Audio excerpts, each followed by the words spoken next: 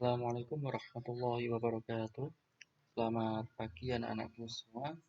Pada kesempatan kali ini kita akan belajar mengenai cita-citaku menjadi anak soleh. Sebelum kita mulai pembelajaran kali ini, mari kita berdoa terlebih dahulu. Semoga pembelajaran kali ini dapat bermanfaat. Amin. Bismillahirrahmanirrahim. Rabbi zidni ilma warzuqni fahma. Amin ya rabbal alamin.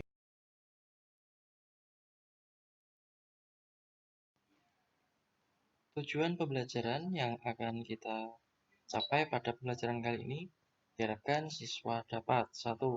Memahami makna jujur. Yang kedua, memahami cara hormat dan patuh kepada orang tua dan guru. Yang ketiga, memahami cara menghargai orang lain.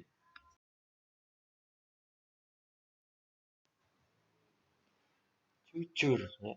Jadi di sini pengertian dari jujur itu apa adanya, intinya seperti itu. Maksudnya gimana?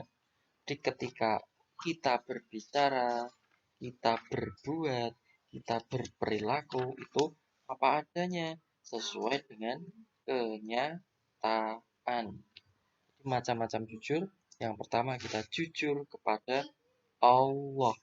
Biasanya dapat kita lakukan ketika beribadah, ya.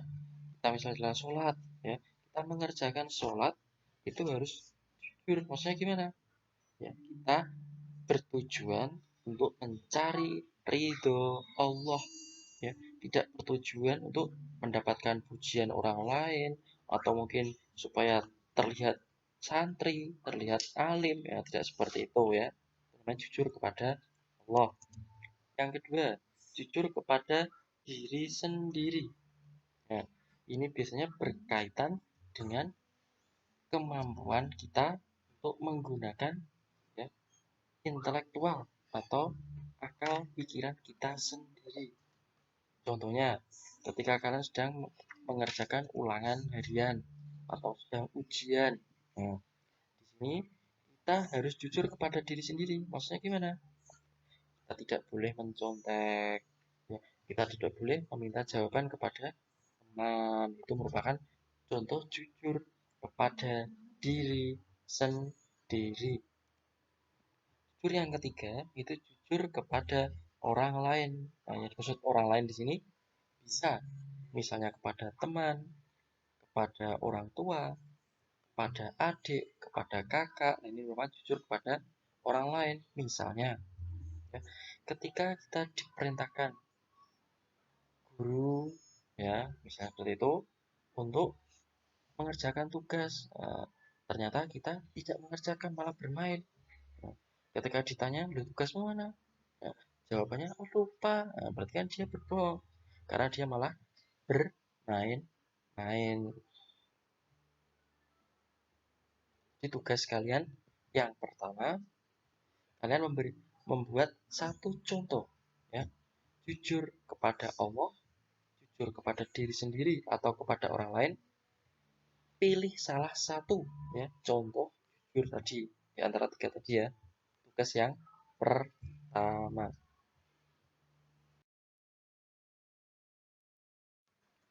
Hormat dan patuh. Ini pembelajaran yang kedua.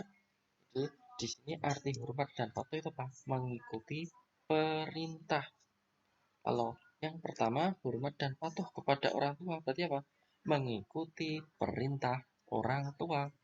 Selama perintah itu bertentangan dengan ajaran agama, itu harus dilakukan. Tapi ketika perintah itu bertentangan dengan ajaran agama, tidak boleh dilakukan. Contoh yang diperbolehkan apa? Ya, misalnya anak-anak sedang nonton TV atau main game. Ya, ternyata orang tua meminta kita untuk membelikan gula. Nah, itu berarti kita harus melaksanakan. Ditinggal dulu TV-nya, ditinggal dulu nonton main gamenya. Tapi ketika kita diperintahkan orang tua kita, misalnya ada anak yang ketika berjalan-jalan dengan orang tuanya bilang, kamu naik sana loh, ada pohon mangga matang, pohonnya tetangga. Nah, itu berarti apa? Mencuri. Nah, itu tidak boleh. Kita menolak pun tidak apa-apa, seperti itu. Yang kedua, hormat dan patuh kepada guru.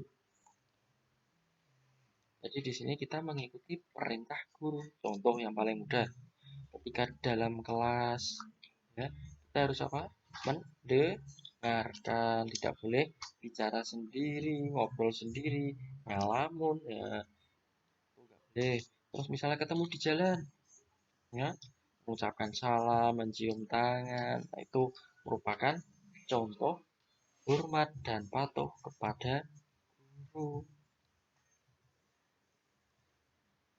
Jadi misalnya kita diperintahkan oleh guru untuk misalnya merapikan meja, nah, kita harus patuh mengikuti perintah guru tersebut karena apa? Tidak bertentangan dengan ajaran agama. Terus kalian yang kedua, ini kalian juga sama tadi, memberikan contoh hormat dan patuh kepada orang tua atau kepada guru. Pilih salah satu.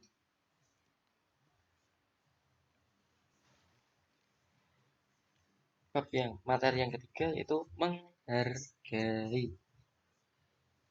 Jadi namanya menghargai itu pasti ada perbedaan.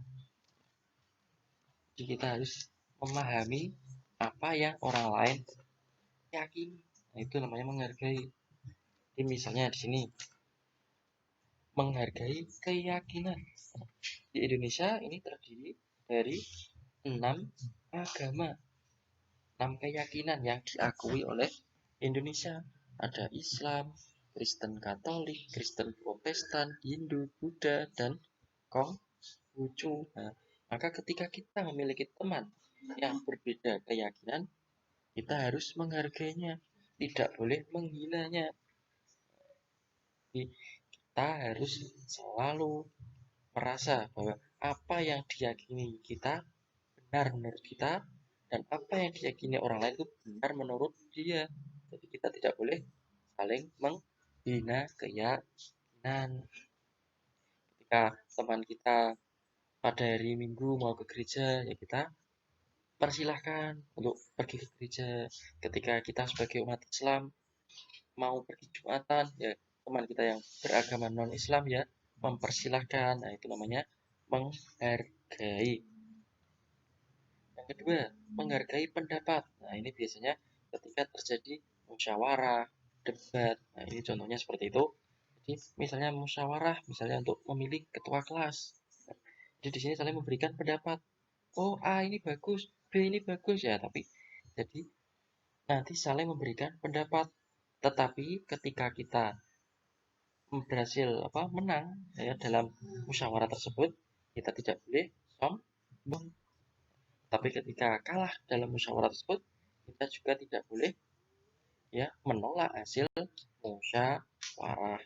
Jadi tugas kalian yang ketiga itu memberikan contoh ya, menghargai keyakinan ataupun menghargai pendapat. Ya, demikian pembelajaran kali ini, semoga bermanfaat. Mari kita tutup pembelajaran dengan bacaan hamdalah bersama-sama. Alhamdulillahirabbil alamin. Wabillahi taufik walhidayah. Wassalamualaikum warahmatullahi wabarakatuh.